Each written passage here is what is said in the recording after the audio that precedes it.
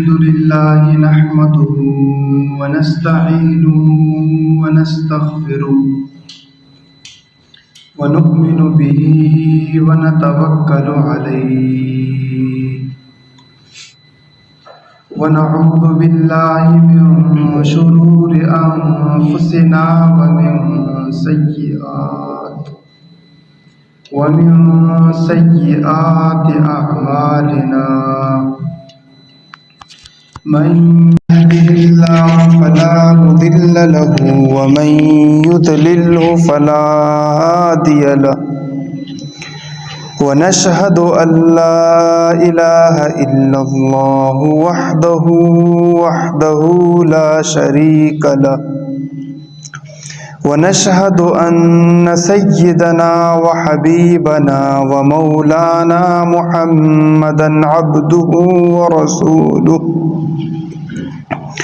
أرسله بالحق بشيرا ونذيرا بين يدي الساعة من يطع الله ورسوله فقد رشد ومن يعصهما فإنه لا يضر إلا نفسه ولا يضر الله شيئا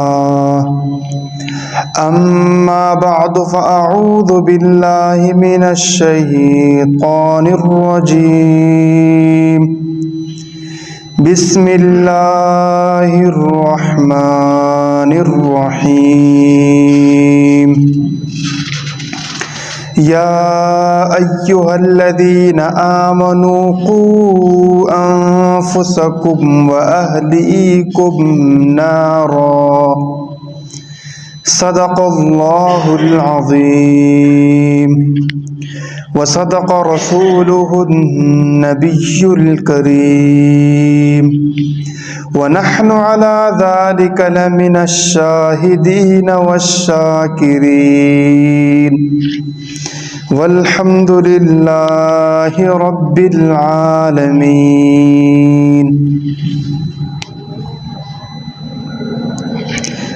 میرے واجب الاحترام قابل عزت تکریم میرے بزرگوں، بھائیوں اور دوستوں،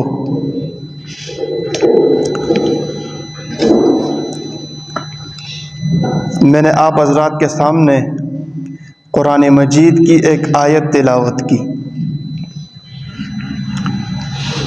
یہ آیت دراصل اولاد کی تربیت کے بارے میں ہے۔ چنانچہ اللہ تبارک و تعالی قرآن مجید میں ارشاد فرماتے ہیں، یا ایھا الذین آمنوا، اے ایمان والو۔ اللہ تبارک و تعالی کا خطاب دو طرح کا ہے۔ ایک خطاب ہوتا ہے عمومی، پوری انسانیت کو اس میں مخاطب کیا جاتا ہے۔ مثلا یا ایھا الناس انا خلقناکم من ذکر و انثی، پوری انسانیت کو خطاب کیا جاتا ہے۔ اور دوسرا ہے خصوصی، وہ ایمان والوں کو مخاطب کیا جاتا ہے۔ یا ایھا الذین آمنوا، اے وہ لوگوں جو ایمان لے آئے۔ تو یہ خصوصی خطاب جو ہے یہ مومنین کے لیے ہوتا ہے جو ایمان لائے ہوتے ہیں۔ اور اللہ تبارک و تعالی ہمیں کچھ یاد دلا رہے ہوتے ہیں کہ آپ لوگ ایمان لائے ہیں۔ ایمان کا مطلب یہ ہے کہ میرے اور میرے رسول صلی اللہ علیہ وسلم کے احکامات پر عمل پیرا ہونا ہے۔ تو اللہ تبارک و تعالی جب بھی یا ایھا الذین آمنوا کے ساتھ مومنین کو مخاطب کر رہے ہوتے ہیں تو کچھ ضروری امر بتلانا مقصود ہوتا ہے۔ یہاں بھی ایسا ہی ہے۔ اللہ تبارک و تعالی ارشاد فرماتے ہیں، یا ایھا الذین آمنوا قوا انفسکم واہلیکم نارا۔ اس آیت میں دو چیزوں کا حکم دیا گیا ہے۔ قوا انفسکم، سب سے پہلے اپنے آپ کو بچانا ہے، سب سے پہلے اپنے آپ کو، پھر اس کے بعد واہلیکم، اور اپنے اہل و عیال کو۔ اہل و عیال میں بچے آ جاتے ہیں، بیوی، چھوٹے بھائی بہن، جتنے بھی آپ کے ماتحت ہیں وہ سب اس میں آ جاتے ہیں۔ واہلیکم، بچانا کس چیز سے ہے؟ نارا، آگ سے، جہنم کی آگ سے بچانا ہے۔ پہلے خود بچنا ہے اور پھر اپنی اہل و عیال کو، اولاد کو بچانا ہے۔ تو آج کا میرا جو موضوع ہے وہ اسی سے متعلق ہے کہ اپنے اولاد کی اسلامی تربیت کرنی چاہیے۔ اولاد اللہ تبارک و تعالیٰ کی بہت بڑی نعمت ہے، بہت بڑی نعمت ہے۔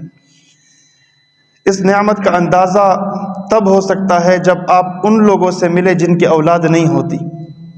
آپ ان کے پاس جائیں، ان کے دکڑے سنیں، آپ کو تب اندازہ ہو سکتا ہے کہ اولاد اللہ تبارک و تعالیٰ کی کتنی بڑی نعمت ہے۔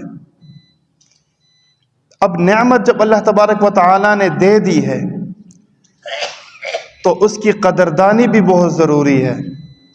اور اولاد ایسی نعمت ہے، ایسی نعمت ہے کہ اس کا کوئی بدل نہیں ہے، بہت عظیم نعمت ہے۔ جیسے میں نے عرض کیا پہلے، تو اس کی قدردانی بھی اتنی بامشقت ہوگی، اس کی قدردانی بھی بہت مشکل سے ہوگی۔ اور اولاد کی نعمت کی قدردانی کیا ہے؟ وہ ہے ان کی تربیت کرنا، اپنے بچوں کی تربیت کرنا، اسلامی تربیت کرنا، اخلاقی کرنا، معاشرتی کرنا۔ تو جیسا کہ آپ سنتے رہتے ہیں کہ اسلام مکمل ضابطۂ حیات ہے، جس طرح اسلام ہمیں اور بہت سارے احکام بتلاتا ہے، اسی طرح اپنے بچوں کے تربیت سے متعلق بھی بہت زیادہ احکام ہیں۔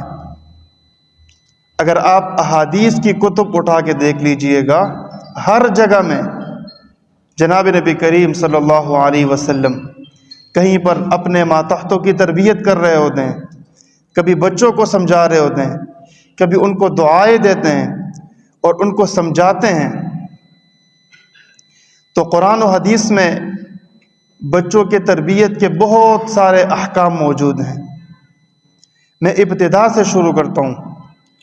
حجت الاسلام امام غزالی رحمہ اللہ فرماتے ہیں کہ انسانوں اور مسلمانوں کا خیال یہ ہے کہ بچوں کی تربیت کی عمر 5، 6 سال، 7 سال، 8 سال، اس کے بعد تربیت شروع ہوتی ہے۔ امام غزالی رحمہ اللہ فرماتے ہیں کہ یہ مسلمانوں کو ایک مغالطہ ہوا ہے، یہ غلط فہمی میں مبتلا ہیں، بلکہ جیسے ہی بچہ پیدا ہو جاتا ہے اس وقت سے اس کی تربیت شروع ہو جاتی ہے، اور اس کے بہت زیادہ احکام ہیں۔ مثلا جب کوئی بچہ پیدا ہو جائے تو سب سے پہلے کام والدین کو یہ کرنا چاہیے کہ اللہ تبارک و تعالیٰ کا شکر ادا کریں۔ دوسرا کام یہ ہے کہ لوگوں کو اطلاع کریں۔ جناب نبی کریم صلی اللہ علیہ وسلم کے بیٹے ابراہیم رات کو پیدا ہوئے۔ صبح جب جناب نبی کریم صلی اللہ علیہ وسلم صحابہ کی مجلس میں آئے تو ان سے کہا کہ رات کو میرا ایک بیٹا پیدا ہوا ہے اور میں نے اس کا نام ابراہیم رکھا ہے۔ تو پہلی چیز کیا ہے کہ وہ نعمت ہے، اس پر خوش ہو جانا چاہیے اور شکر ادا کرنا چاہیے۔ دوسری چیز، لوگوں کو اطلاع دینا چاہیے، اور لوگوں کو چاہیے کہ اس کو مبارکباد دے اور اس بچے کو دعا کرے۔ ایک حدیث میں آتا ہے کہ 3 قسم کی دعائیں کرے۔ نمبر 1 کہ اس کے لیے ایمان، صحت اور سلامتی کی دعا کرے۔ نمبر 2 اس کی آخرت کا جو انجام ہے وہ اچھا ہو جائے، خاتمہ اس کا اچھا ہو۔ اور نمبر 3 کہ اس کی عمر دراز ہو جائے۔ تو جب کبھی آپ کو کوئی اطلاع دے کہ میرے ہاں بچہ پیدا ہوا ہے، بچے کی پیدائش ہوئی ہے، تو 3 قسم کی دعائیں دینی چاہیے۔ نمبر 1 عمر دراز ہو، نمبر 2 صحت و سلامتی کی دعا، اور خاتمہ بالخیر کی دعا کرنی چاہیے۔ اس کے بعد دوسرا کام جو ہے بچے کی پیدائش کے بعد، وہ ہے بچے کا ختنہ کرنا۔ ختنہ کرنا، اسی طرح نام رکھنا اور عقیقہ کرنا۔ افضل یہ ہے کہ 7ویں دن بچے کا عقیقہ بھی کیا جائے، نام رکھا جائے اور اس کے سر کو منڈوایا جائے، افضل یہ ہے۔ لیکن اگر وہ نہ ہو سکے تو پھر کسی بھی دن جب بھی ممکن ہو تو یہ کام کرنے چاہیے۔ تو اور اسی طرح اس میں 3 کاموں میں سے ایک کام ہے نام رکھنا، تو نام رکھنے میں بھی پوری احتیاط کرنی چاہیے۔ اب ہمارے ہاں بڑے عجیب نام ہوتے ہیں، بالکل ہم معنی کو لحاظ نہیں کرتے۔ جناب نبی کریم صلی اللہ علیہ وسلم کی حدیث سے حضور فرماتے ہیں کہ اپنے اولاد کے اچھے نام رکھا کرو، اور پھر انبیاء کی مثال دی کہ حضرت ابراہیم، حضرت اسماعیل، انبیاء کے ناموں پہ نام رکھا جائے، جیسا کہ حضور نے خود بھی اپنے بچے کا نام ابراہیم رکھا۔ تو ہمیں بھی چاہیے کہ ہم اپنے بچوں کے اچھے نام رکھیں۔ اور علماء لکھتے ہیں کہ سب سے پہلے تو کسی پیغمبر کا نام رکھا جائے، جیسے ابراہیم، اسماعیل وغیرہ ہے، لیکن اگر وہ نہیں رکھنا تو کسی صحابی کا نام رکھ لیا جائے۔ ابو بکر، عمر، عثمان، علی، کتنے خوبصورت نام ہیں، ان کے نام رکھے جائیں۔ طلحہ، زبیر، یہ سارے صحابہ کے نام ہیں، ان کے نام رکھے جائیں۔ اس کے بعد اولیاء اللہ میں سے کسی کا نام رکھا جائے۔ اور یہ جو نام رکھنا ہوتا ہے، اس کا انسان کی شخصیت پر بہت بڑا اثر ہوتا ہے، بڑا اثر ہوتا ہے۔ حضرت عمر رضی اللہ تعالی عنہ کے دور میں ایک آدمی آئے، تو حضرت عمر رضی اللہ تعالی عنہ نے ان سے پوچھا کہ آپ کا نام کیا ہے؟ تو انہوں نے بتایا میرا نام ہے جمرہ۔ جمرہ کا معنی ہوتا ہے انگارہ۔ پھر کہا اچھا آپ کے والد صاحب کا نام کیا ہے؟ تو انہوں نے کہا کہ شہاب۔ شہاب کا معنی ہوتا ہے شعلہ۔ اور پھر کہا کہ آپ کے قبیلے کا نام کیا ہے؟ تو کہا کہ قبیلہ حرقہ، میرا تعلق وہاں سے۔ حرقہ کا معنی ہوتا ہے وہ قبیلہ جو لوگوں کو جلائے۔ تو حضرت عمر رضی اللہ تعالی عنہ نے بڑے حیران ہوئے اور انہیں کہا جلدی جلدی اپنے گھر پہنچ جاؤ، مجھے لگتا ہے کہ تمہارا گھر جل چکا ہے۔ تو وہ جیسے ہی اپنے گھر گیا تو ان کا گھر جل چکا تھا، چونکہ انہوں نے نام ہی ایسے رکھے ہوئے تھے، اپنا نام انگارہ، والد صاحب کا نام شعلہ، اور پتہ نہیں قبیلے کا نام کچھ اور۔ تو ناموں کا جو نام ہے اس کی بڑا اثر ہوتا ہے شخصیت پر۔ اب علماء نے لکھا ہے اور حضور کی حدیث ہے کہ اللہ تبارک و تعالیٰ کے ہاں محبوب 2 نام ہیں، نمبر 1 عبداللہ اور نمبر 2 عبد الرحمن۔ تو ان علماء نے لکھا ہے کہ ان 2 ناموں کے ہی بڑے اثرات ہیں، اور عام طور پر عبداللہ نام کے اندر یہ اثر ہے کہ اس کے اندر عاجزی ہوتی ہے، چونکہ یہ نام بھی عاجزی والا ہے۔ عبداللہ، میں اللہ کا بندہ ہوں۔ جب بھی اسے کوئی پوچھے گا تو وہ کیا کہے گا؟ عبداللہ، میں اللہ کا بندہ ہوں۔ جب وہ زبان سے بار بار تکرار کرے گا تو اس سے اللہ تبارک و تعالیٰ اس کے اندر خود ہی عاجزی پیدا فرما دیں گے۔ تو اس وجہ سے ان چیزوں کا لحاظ بہت انتہائی ضروری ہے۔ ہمارے ہاں بڑے عجیب نام ہوتے ہیں، خاص طور پر پٹھانوں کے ہاں بڑے عجیب نام ہوتے ہیں۔ تو ناموں کا جو انتخاب ہے وہ انتہائی ضروری ہے، اور علماء کے پاس جانا چاہیے، ان سے پوچھنا چاہیے کہ ہمارے ہاں بچہ پیدا ہوا ہے، اس کا نام کیا رکھیں، مشورے کے ساتھ۔ تو نام رکھنا بھی انتہائی ضروری ہے۔ اس کے ساتھ ایک عمل میں نے دوسرا بتایا، عقیقہ۔ ہمارے ہاں جب بھی کوئی بچہ پیدا ہوتا ہے تو بہت زیادہ رسمیں ہم کرتے ہیں، بہت زیادہ رسمیں ہوتی ہیں، مختلف لوگوں کو بلاتے ہیں، پارٹیاں کرتے ہیں، پیسے ضائع کرتے ہیں۔ لیکن عجیب بات یہ ہے کہ عقیقے کی طرف جو ہے نا ہمارا ذہن نہیں جاتا، حالانکہ عقیقہ کرنا چاہیے۔ تو عقیقے میں یہ پارٹی ہو سکتی ہے، بچہ پیدا ہوا ہے تو 2 بکرے لائیں، ذبح کریں اور اپنے اقربا کو بلائیں اور دعوت کا اہتمام کر لیں، اس سے یہ پارٹی ہو جائے گی، پارٹی بھی ہو جائے گی اور عقیقے کی سنت پر عمل بھی ہو جائے گا۔ تو عقیقے کی سنت پر بھی عمل کرنا چاہیے۔ اور پھر اس کے بارے میں ہے کہ اگر بچی ہے تو 1 بکرا یا بکری، اور اگر بچہ ہے تو پھر 2 بکرے یا 2 بکریاں یا اس طرح کے جانور ہو جائیں۔ اور اگر 2 نہیں ہو سکتے تو 1 بھی ٹھیک ہے۔ حدیث میں آتا ہے کہ اگر 2 بکرے یا 2 بکریاں ذبح نہیں کر سکتے تو کوئی مسئلہ نہیں ہے، 1 کر لیں۔ تو عقیقے کی سنت کو ہمیں زندہ کرنا چاہیے۔ اسی طرح تیسرا حکم میں نے بتایا کہ سر منڈوا دینا چاہیے بچے کا۔ تو اس کے اندر بھی بہت سارا طبی فوائد بھی ہیں، شرعی فوائد بھی ہیں۔ میں ایک طبی فائدہ بتا کر آگے چلتا ہوں۔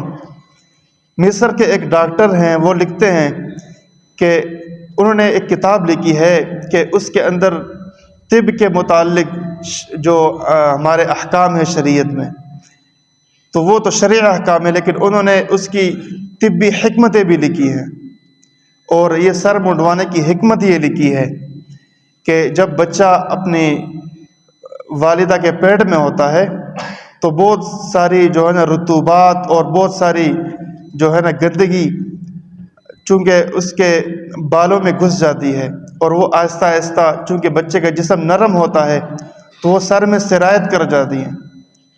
تو جیسے ہی ولادت کے بعد بچے کے سر کو منڈوا دیا جاتا ہے تو اس سے اس کے مسام کھل جاتے ہیں اور اس میں پانی چلا جاتا ہے، اور اس سے اس گندگی سے چھٹکارا پا لیا جاتا ہے۔ تو یہ ایک طبی فائدہ ہے، شرعی فائدہ اپنی جگہ ہے، اس پہ ثواب بھی ملے گا، اور طب کے اندر بھی یہ ضروری ہے، اس کا ایک بڑا فائدہ ہوتا ہے۔ اسی طرح جب بچہ تھوڑا سا بڑا ہو جائے، 3 سال کا ہو جائے، 4 سال کا ہو جائے، اور باتیں شروع کر لے، تو جناب نبی کریم صلی اللہ علیہ وسلم کی حدیث ہے، حضور فرماتے ہیں کہ اپنے بچوں کی جو گویائی ہے اس کی ابتدا کلمے سے کی جائے۔ اب وہ تھوڑا تھوڑا بولنا شروع کر دیا ہے تو اس کو کلمہ سکھایا جائے، لا الہ الا اللہ، اور جب اس کو کھلانا ہو تو اللہ تبارک و تعالیٰ کے نام کے ساتھ کھلایا جائے، اللہ اللہ کہا جائے۔ اس کے بڑے فائدے ہوں گے، جب اللہ تبارک و تعالیٰ کا نام وہ بار بار لے گا، اس کے کانوں میں بار بار پڑے گا، تو اس کے بڑے فوائد ہیں۔ شروع میں بھی جب وہ پیدا ہوا تھا تو اس کے کان میں اذان دی گئی تھی، دائیں کان میں اذان تھی اور بائیں میں اقامت تھی، اور بعد میں بھی جب وہ کلمہ پڑھتا رہے گا، اللہ تبارک و تعالیٰ کا نام لیتا رہے گا، تو وہ شیطان کے شر سے محفوظ ہوگا۔ اسی طرح جب وہ تھوڑا اور بڑا ہو جائے تو بہت سارے احکام ہیں، میں مختصر بتاتا ہوں۔ جناب نبی کریم صلی اللہ علیہ وسلم کا ارشاد، حضور فرماتے ہیں کہ جب بچہ 7 سال کا ہو جائے تو اسے نماز کی ترغیب دی جائے، اپنے ساتھ اس کو مسجد لایا جائے۔ آج کل جو ہے ہمارے بعض علماء جو ہے نا مسجد میں بچوں کو ڈانٹ دیتے ہیں بعض اوقات، یا ان کو منع کر دیتے ہیں، تو میرا خیال یہ ہے کہ یہ نہیں ہونا چاہیے، بلکہ اپنے بچوں کو اپنے ساتھ لایا جائے۔ ایسے نہیں ہوتا کہ وہ بلوغت کے فوراً بعد نماز پڑھنے لگ جائے، ایسے نہیں ہوتا، بلکہ بچے کو اس وقت نماز کے لیے لایا جائے جب وہ لاشعور ہے، اسے شعور نہیں ہے۔ جب لاشعوری کی حالت میں اسے اپنے دین کے احکام کا پتہ چلا، نماز کا پتہ چلا، مسجد کی کا راستہ اسے معلوم ہو گیا، تو بلوغت کے بعد اس کے لیے آسانی ہوگی، وہ خود بخود مسجد میں آئے گا۔ تو بچوں کو اپنے ساتھ مسجد میں لانا چاہیے، اور یہ بات ضروری ہے کہ ان کو گھر میں بتلایا جائے کہ بچے آپ مسجد جا رہے ہیں، مسجد میں شور نہیں کرتے، وہ اللہ تبارک و تعالیٰ کا گھر ہے۔ اس طرح ان کو سمجھایا جائے اور پھر ان کو مسجد لایا جائے۔ اگر ہمارے بچوں نے مسجد آنا چھوڑ دیا تو اس طرح آہستہ آہستہ ہمارے زندگیوں سے دین ہی نکل جائے گا، چونکہ یہ بچے ہی بڑے ہو کر قوم و ملت کے رہنما بڑے بنتے ہیں۔ اگر یہ لوگ ان کو شریعت کے احکام کا پتہ نہ ہو، یہ قرآن نہ پڑھیں، ناظرہ نہ پڑھیں، تو پھر اس میں امت مسلمہ کے لیے نقصان اور خسارے والی بات ہے۔ تو ہمیں چاہیے کہ ہم اپنے بچوں کو مساجد میں لائیں اور ان کو قرآن مجید پڑھائیں، ناظرہ پڑھائیں انہیں۔ اسی طرح جناب نبی کریم صلی اللہ علیہ وسلم کی حدیث ہے، حضور فرماتے ہیں کہ جب بچہ 10 سال کا ہو جائے اور وہ نماز نہ پڑھے تو تربیت کے لیے اسے ڈانٹا بھی جا سکتا ہے، اس کو ڈانٹ کر مسجد لایا جائے، اور ڈانٹنا بھی احتیاطاً، بہت طریقے سے، احتیاط کے ساتھ، بہت زیادہ سختی بھی نہ ہو اور بہت زیادہ نرمی بھی نہ ہو۔ علماء لکھتے ہیں کہ بچوں کو نہ غلام بنایا جائے اور نہ انہیں سیٹ بنایا جائے۔ غلام کا مطلب یہ ہے کہ سارا دن اس کو ڈانٹتے رہیں اور اس کو مارتے رہیں، یہ بالکل شریعت کے خلاف ہے۔ جناب نبی کریم صلی اللہ علیہ وسلم پوری زندگی میں کسی بچے کو نہ ڈانٹا ہے اور نہ انہیں کبھی مارا ہے، مارنا دور کی بات، ڈانٹا بھی نہیں ہے۔ اور بہت زبردست انداز میں تربیت اور ترغیب دیا کرتے تھے بچوں کو۔ تو ہمیں بھی چاہیے کہ ہم اپنے بچوں کو ترغیب کے ساتھ جو ہے نا ان کی ترغیب کریں، انہیں سمجھائیں۔ تو اس کے علاوہ جب بچہ 10 سال کا ہو جائے تو اسے مسجد لایا جائے اور زبردستی لایا جائے، اور آہستہ آہستہ وہ پھر نماز کے احکام بھی سیکھ لے گا اور نماز پڑھنا بھی شروع کر لے گا۔ اس کے بعد جب بچہ بالغ ہو جائے تو ابتدا والی جو تربیت ہے وہ ختم ہو جائے گی۔ مثلا آپ نماز سکھانا ہے وہ آپ سکھا چکے ہیں، جو ہے نا راز مسجد بتلانا ہے وہ ان کو آپ بتلا چکے ہیں، آپ مسجد لاتے رہیں، اب اس کے تعلیم کا وقت ہے۔ تو اس کے لیے ایک اچھے ادارے کا انتخاب کیا جائے، ایک بہترین ادارہ، ایک معیاری ادارہ ہو۔ تو اس میں جب وہ بچہ جو ہے نا اور علماء کے پاس بھیجا جاتا کہ وہ قرآن پڑھے، حدیث سیکھے، تو اس سے اس کی زندگی میں انقلاب آئے گا، وہ بہت کچھ سیکھ جائے گا۔ اس کے علاوہ تربیت کے بہت زیادہ اثرات ہوتے ہیں انسان کی زندگی میں۔ اگر شروع ہی سے بچے کی صحیح تربیت کی جائے تو اس کے بہت زیادہ اثرات ہوتے ہیں۔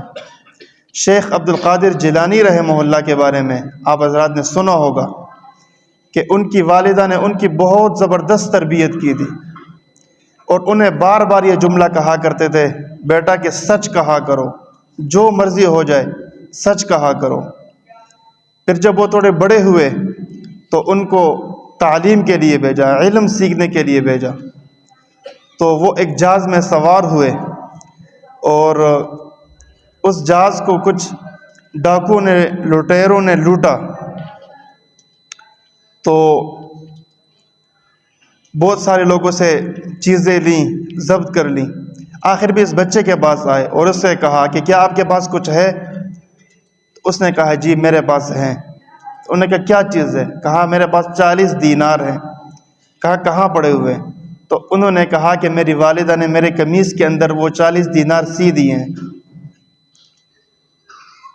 تو وہ ڈاکو بڑا حیران ہوا کہ یہ بچہ خود ہی بتا رہا ہے کہ میرے پاس دینار ہیں۔ عام طور پر لوگ نہیں بتاتے اور نہیں بتانے بھی چاہیے، لیکن یہ بچہ ماشاءاللہ بڑا اچھا ہے کہ فوراً ہمیں بتا بھی دیا ہے کہ اس کے پاس دینار ہیں، 40 دینار ہیں، اور جو ہے نا قمیص کے اندر سیے ہوئے ہیں۔ تو بڑا حیران ہوا اور وہ دینار اس سے لیے اور اس کا ہاتھ پکڑ کے اپنے سردار کے پاس لے گئے اور انہیں بتایا کہ یہ بچہ ہے۔ اور جیسے ہی ہم نے اس سے پوچھا تو اس نے فوراً ہمیں بتا دیا کہ میرے پاس دینار پڑے ہوئے ہیں اور میرے قمیص کے اندر سیے ہوئے ہیں۔ تو وہ ڈاکو کے سردار نے اس بچے کو قریب کیا اور کہا کہ بچے کیا ہوا، آپ نے کیوں بتا دیا؟ تو انہوں نے بڑی عجیب بات فرمایا میری والدہ نے میری پوری زندگی تربیت کی اور مجھے ایک ہی بات سکھلائی کہ بیٹا نقصان ہو یا خسارہ ہو یا جو مرضی ہو تو نے سچ بولنا ہے۔ میرا اگرچہ یہاں پہ نقصان ہو رہا ہے، 40 دینار جو ہے یہ میرے کئی سالوں کا خرچہ ہے، میں نے یہی جو ہے نا استعمال کر کے میں علم حاصل کروں گا۔ اگرچہ میرا نقصان ہو رہا ہے لیکن میری والدہ کی نصیحت مجھے یاد ہے، اس وجہ سے میں نے سچ بتایا اور میں نے بتلا دیا کہ میرے پاس 40 دینار ہیں۔ تو وہ ڈاکو کا جو سردار تھا وہ بڑا حیران ہوا اور رونے لگا اور کہا کہ اس بچے کی کیا ہی عجیب والدہ ہے، اتنی اچھی تربیت کی ہے کہ اس نے کبھی یہ جھوٹ نہیں بولتا اگرچہ اس کا نقصان ہو رہا ہے۔ اور اس کی وجہ سے وہ تمام جو قافلہ تھا ڈاکوؤں کا، انہوں نے تمام حضرات کا سامان واپس کیا اور توبہ طائب ہو گئے، اور اس کے بعد فیصلہ کر لیا کہ آئندہ سے ہم چوری نہیں کریں گے، بلکہ کیا کریں گے، اپنے بچوں کی اچھی تربیت کریں گے۔ اگر ان کے والدین نے ان کی اچھی تربیت کی ہوتی تو وہ کبھی بھی چوری نہ کرتے۔ تو بچوں کی تربیت یہ آدمی کے بعد میں آدمی کے لیے بہت فائدہ ہوتا ہے۔ روح المعانی یہ تفسیر ہے علامہ آلوسی کی، وہ فرماتے ہیں کہ جناب نبی کریم صلی اللہ علیہ وسلم کی ایک حدیث ہے، حضور فرماتے ہیں کہ آخرت میں بہت سارے لوگوں کو سخت عذاب ہوگا، تو ان سخت عذابوں میں سے ایک عذاب وہ ہے جو ان بچوں کے والدین کو ہوگا جو اپنے بچوں کی تربیت نہیں کرتے، اس لیے کہ جب وہ اپنے بچوں کی صحیح تربیت نہیں کرتے، اور قرآن مجید کا ارشاد ہے قُوا أَنفُسَكُمْ وَأَهْلِيكُمْ نَارًا، کہ تم اپنے بچوں کی صحیح تربیت کرو، جہنم کی آگ سے بچاؤ۔ جب وہ صحیح تربیت نہیں کریں گے اور وہ گناہوں میں مبتلا ہو جائیں گے اور پوری زندگی اس طرح گزار لیں گے تو بالآخر ان کو جہنم میں جانا پڑے گا۔ جب وہ جہنم میں جا رہے ہیں تو ان کے والدین کو ان سے زیادہ سخت عذاب دیا جائے گا۔ اس کی وجہ یہ ہے کہ ان کے والدین اپنے بچوں کے جہنم میں جانے کے سبب بنے، انہوں نے تربیت نہیں کی، انہوں نے ان کی صحیح تربیت نہیں کی۔ اگر صحیح تربیت کی ہوتی اور صحیح اعمال سکھلائے ہوتے تو وہ جہنم میں نہ جاتے، بلکہ اگر وہ صحیح اعمال کر لیتے تو ان کی وجہ سے ان کے والدین بھی جنت میں چلے جاتے۔ وہ مشہور حدیث ہے کہ جب آدمی فوت ہو جاتا ہے تو اس کے تمام اعمال نامہ کا جو وہ ہوتا ہے وہ بند ہو جاتا ہے، لیکن 3 لوگ ایسے ہیں کہ جن کا اعمال نامہ ان کے موت کے بعد بھی ان کو اچھے اعمال مل رہے ہوتے ہیں۔ ان میں سے ایک ولد صالح یدعو لہ، کہ اب وہ والد صاحب نے اپنے بچے کی اچھی تربیت کی ہے، انہیں نماز سکھلائی ہے، وہ مسجد آتا ہے، وہ 5 وقتہ نماز پڑھتا ہے، نماز میں یہ دعا تو کم از کم کرتا ہوگا رب اغفر لی ولوالدی وللمؤمنین یوم یقوم الحساب۔ اگر دن میں 5 مرتبہ بھی اپنے والد کے لیے مغفرت کی دعا کرتا ہے تو اس سے اور بڑی کیا بات ہے، اور پوری زندگی کرتا ہے، کبھی تو اس کی دعا قبول ہوگی۔ تو اگر ہم اپنے بچوں کی اچھی تربیت کریں تو ان کی زندگی بھی بنے گی، ہماری زندگی بھی بنے گی، ان کی آخرت بھی بنے گی اور ہماری آخرت بھی بنے گی۔ اللہ تبارک و تعالی عمل کرنے کی توفیق عطا فرمائے۔